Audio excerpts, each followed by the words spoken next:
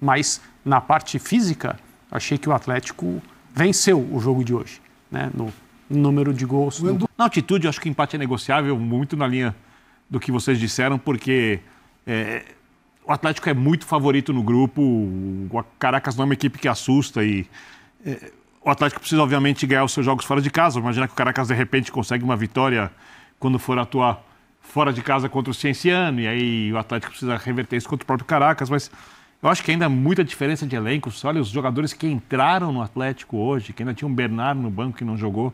Você vê que é um elenco muito bem montado. Minuto 37 do primeiro tempo. O Hulk começa a puxar, a câmera flagra o Hulk puxando o ar e o ar não vinha. Não vinha. Isso minuto 37. Acho que dentro desse contexto, a gente está muito mais acostumado, assim, para além dos erros de finalização e tal, a gente está acostumado a ver times sucumbirem fisicamente a cenários como esse. E fisicamente o Galo não sucumbiu. O jogo ele foi quase que no mesmo ritmo o jogo inteiro. Isso é um ponto positivo. Fala, massa atleticana, a gente vem trazendo um corte bem legal aí do linha de passe, fazendo toda a análise desse jogo bem pegado.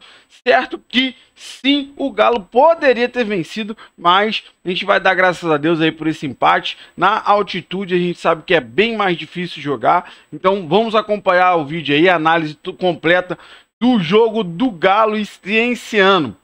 Você que não é inscrito, dá aquela moral pro canal, se inscreva, ative o sininho para não perder nenhuma novidade aqui do seu Jornal do Galo e deixe o seu like, que ajuda demais o canal a chegar para muito mais atleticanos. Bora tocar o vídeo, rapaziada. Band Esportes, começando o nosso Linha de Passe com abertura de fase de grupos da Libertadores da América, também da Sul-Americana. Na Sul-Americana, o saldo para o Brasil é de uma vitória, um empate e uma derrota. Cruzeiro perdeu, empate do Atlético Mineiro, a gente acabou de ver aí o 0-0 com o Cienciano, vitória do Fluminense fora de casa contra o Once Caldas por 1-0. Na Libertadores, que a gente também vai falar, o Racing sobrou para cima do Fortaleza, 3-0, e poderia ter sido muito mais, mas a gente vai começar esse Linha de Passe falando do empate do Galo, hein? Fora de casa, na altitude, contra o Cienciano, e a gente vai debater todos esses assuntos com o André Kfouri, com o Gustavo Zupac, com o Paulo Calçade e também com o Vitor Birner. André Kfouri, que faz tempo que eu não vejo aqui no Linha, eu vou abrir com o senhor, porque eu já estava com saudades, hein? Uma honra para mim, uma ótima noite a todos. 0-0, ficou de bom tamanho para o Galo, poderia ter saído com a vitória. Eu acho que o sabor é esse, o Galo poderia ter saído com a vitória. Se no começo do jogo faltou, e eu acho que isso é comum, não é uma crítica para ser levada como algo muito pesado, faltou um pouco de entendimento de como o Galo deveria levar o jogo, um pouco de erro de passe além do devido. É óbvio que numa situação como essa interessa ao time visitante que não está adaptado à altitude fazer um jogo de controle, enquanto o time mandante que é o oposto, o descontrole. A primeira jogada da partida foi um balão para frente. Exato. Isso já mostrou qual era a proposta do Cienciano. E o Atlético, com jogadores que são mais técnicos, mais habilidosos, mais talentosos, teve um pouco de dificuldade para entender qual dinâmica do jogo interessava a ele. Entender não, executar a dinâmica de jogo que interessava a ele. No segundo tempo me surpreendeu até a forma como o Atlético suportou, né? Normalmente teve fôlego, normalmente as equipes brasileiras caem muito na parte física no segundo tempo, e é absolutamente natural que seja assim. O Atlético teve chances, uma delas foi essa do Rony, que faz um início de carreira com a camisa do Atlético bastante interessante. E para mim o sabor que ficou foi esse. Não que o Atlético tenha sucumbido à altitude, num plano sem esse problema, um jogo em Belo Horizonte ou em qualquer outro lugar onde a altitude não seja um fator, o Atlético deve superar o Cienciano com muita tranquilidade. Não foi o que aconteceu, mas de qualquer forma acho que empatar fora de casa nessas condições não é um resultado para se lamentar. Pois é, o Atlético que jogou com Hulk, que jogou com Rony, que jogou com Scarpa, o Atlético do Júnior Alonso, o Atlético do Everton, enfim, do Everson, sempre confundo. O Everson é um time, praticamente time inteiro aí do Atlético Mineiro, levando esse primeiro jogo, esse primeiro confronto aí na Sul-Americana. A Vera, por sinal, o Fausto Vera também entrou e botou uma bola no travessão, né? E aí, Zupac, olhando já para os adversários do grupo, já tem gente na frente, né? Sim. Já venceu, já passou. O Atlético, que te parece? Olha para a Sul-Americana, o primeiro sinal do Atlético na Sul vamos levar esse negócio aqui a sério ou ainda está estudando? William, boa noite companheiros, boa noite ao fã de esportes. Assim, a primeira fase da Copa Sul-Americana, ela tem um ponto a favor, que é o fato de os grupos serem fracos, a maior parte deles fracos. O grupo do Galo é um grupo bastante fraco. E tem a parte mais complexa dela, de que é o fato de que só o primeiro colocado se classifica direto. Então, tem uma facilidade ali, mas tem uma armadilha, né, do outro lado.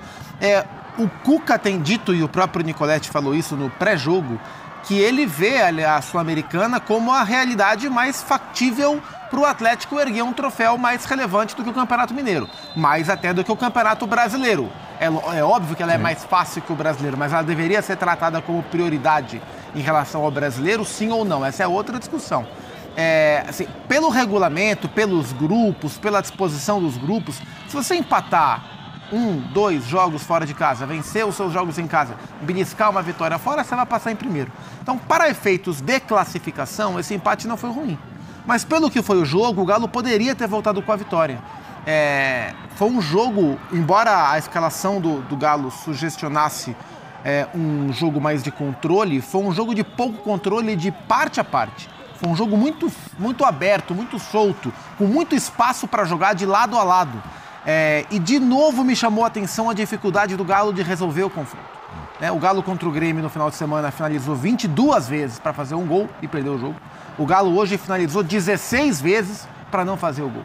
Nos últimos 2 jogos, o Galo finalizou 38 vezes para fazer um gol. Acho que esse é um ponto de atenção para o Cuca nesse curto prazo. Mas o Galo não jogou mal contra o Cienciano. Volta com um ponto que na somatória final deve ser o suficiente para o Galo garantir classificação. As finalizações estão acontecendo, Birner. O que está faltando? É pontaria mesmo? Passa pelo meio também? Tudo bem? Tudo bem, William. Boa noite a você, Calçades, Zupac, André. Uma honra tê-lo nesse tão tradicional debate com a gente depois de tanto tempo. Boa noite aos fãs e aos fãs do esporte. Acho que falta pontaria. Acho que para o começo de trabalho do Cuca, sei que a gente ainda pode considerar começo, né, em abril, o time está bem estruturado, o time sabe jogar. Eu acho que foi bem melhor que o Grêmio no final de semana. Merecia ganhar o jogo pelo que criou. E eu não acho que se continuar criando assim, concedendo o número de chances que vem concedendo, vai ter resultados ruins como esses das 2 partidas.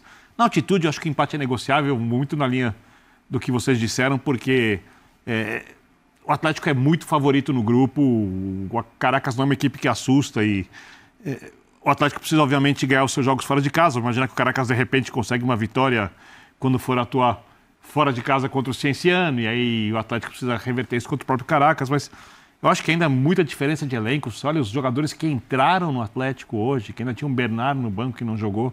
Você vê que é um elenco muito bem montado. Sobre a pontaria, eu acho que também tem a ver com o momento dos jogadores. O Hulk, obviamente, vai ser titular durante o ano, mas eu não sei se o Rony vai ser ou não. Eu gosto muito do Rony, mas de repente o Júnior Santos vira o titular, ou seja, tem opções, jogadores de muita força, muita velocidade. Os 2 em plenas condições, você escalaria quem? Todos em plena forma, eu escalo Rony e Hulk. Tá. Se eu for olhar o ano passado... Mas Coelho ou Júnior Santos? Oi? Com o Coelho ou com o Júnior tipo Santos? de jogo. Se eu quiser um jogo mais agudo, de mais força, chegada, Júnior Santos. Se eu quiser um jogo de mais construção, jogo com o Coelho e com o Scarpa abertos. Eles vêm por dentro, os laterais passam pelos lados. Cuca gosta de fazer isso, é um jogo muito usual do treinador. Então eu vejo o Atlético com um time muito bem montado.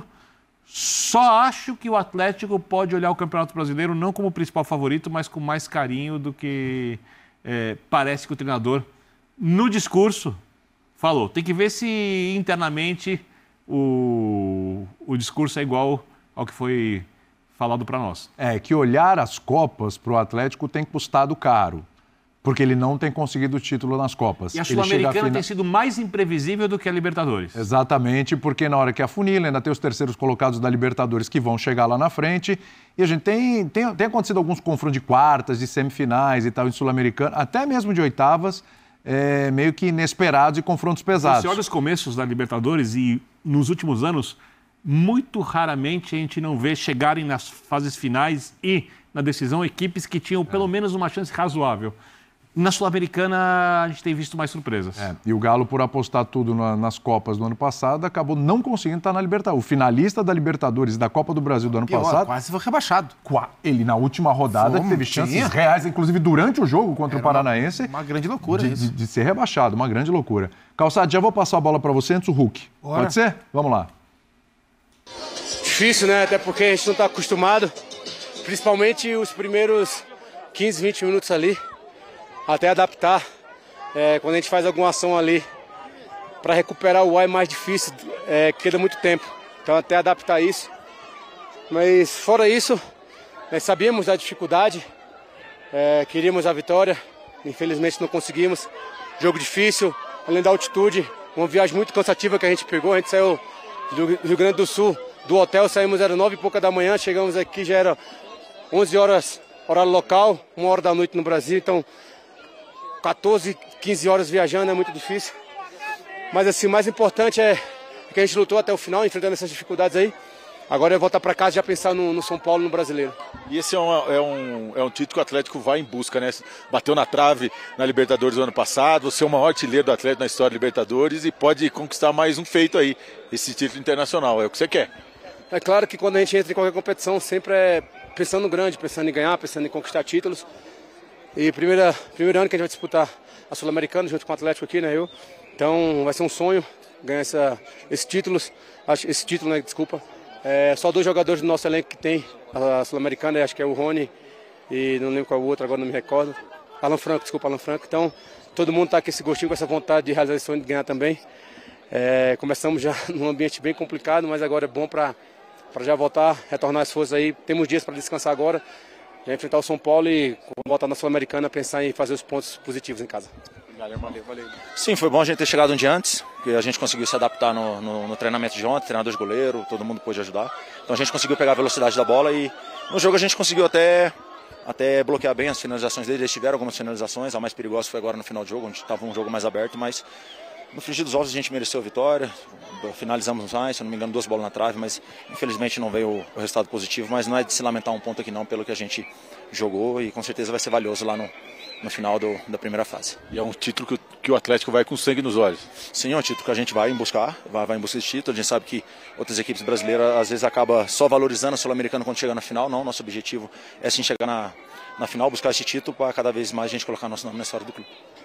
Cara, a gente sabe que jogar na altitude é muito difícil, né?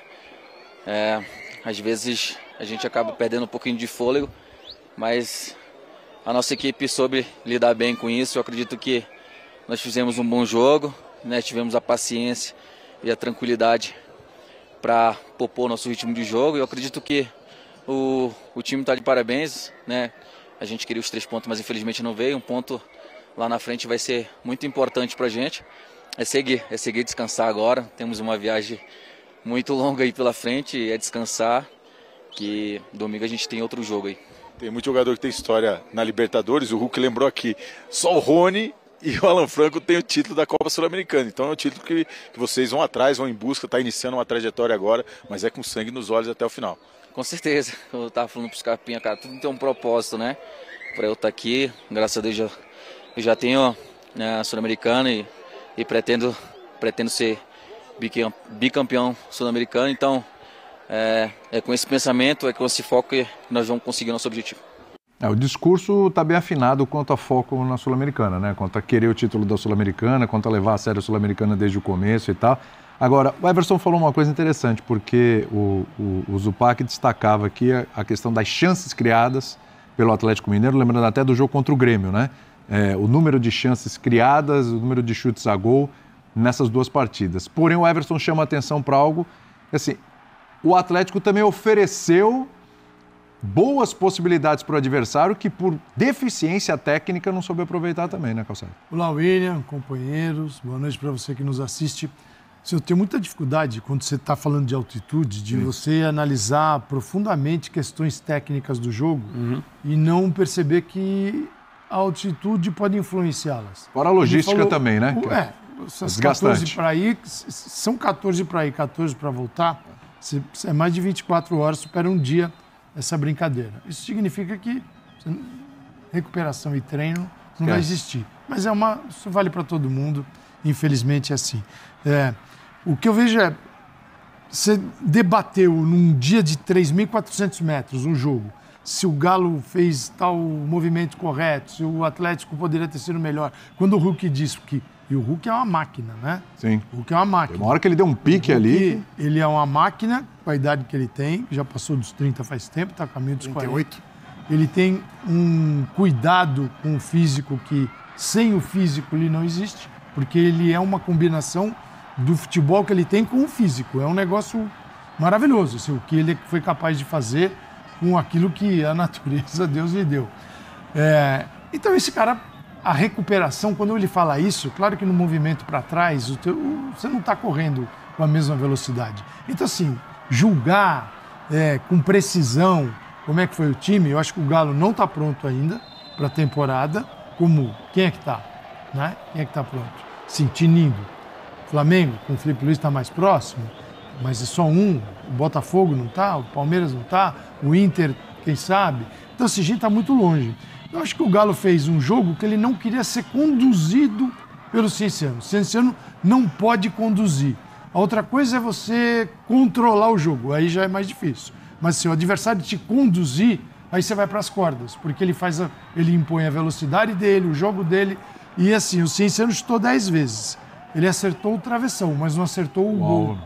O Everson. Sim, né? O Galo acertou 5 vezes das 16. Então acho que o Atlético provou que é um time melhor, mas que as condições não permitiram a vitória. Poderia ter vencido essa bola no travessão. O Galo teve condição. Mas assim, os chutes foram bem descalibrados, né?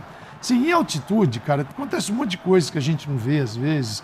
Você julgar a distância, alguns jogadores nitidamente demonstram que não tem condição de acompanhar o ritmo do jogo. O próprio Hulk, eu me lembro que eu olhei para o relógio essa hora, acho que era um escanteio. Minuto 37 do primeiro tempo.